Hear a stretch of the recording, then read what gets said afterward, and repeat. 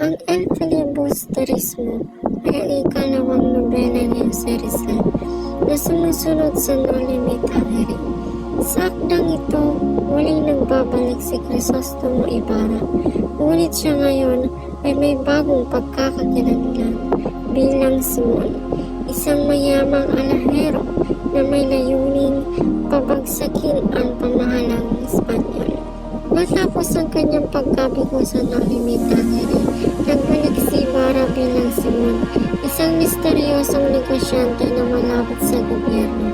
Ginamit niya ang kanyang kayamanan upang hikayatin ang mga Kanaryo at palakasin ang galit ng mga Pilipino laban sa mga mapag-abusong Espanyol.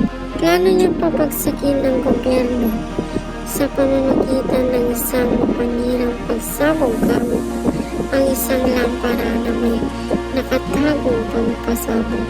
Nilayo niyang patayin ang mga makapangyarihang Espanyol sa isang panig, ngunit nalaman ito ni Isagani, isang idealistang binata. Sa takot na madamay si Paulito Gomez, itinapon ni Isagani ang lampara sa ilog, kaya nabigo ang plano ni Simon. Sa huli, sugatan ang pinaghahanap. Nagtago si Simon sa bahay ng magbabayang pari na si Padre Florentino.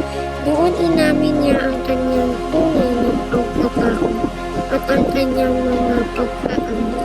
Bago siya mamatay, itinapon ni Padre Florentino ang kanyang kayamanan sa dagat na sinasabing dapat itong matagpuan ng isang henerasyong tunay na karapat-dapat lumaban para sa kalayaan.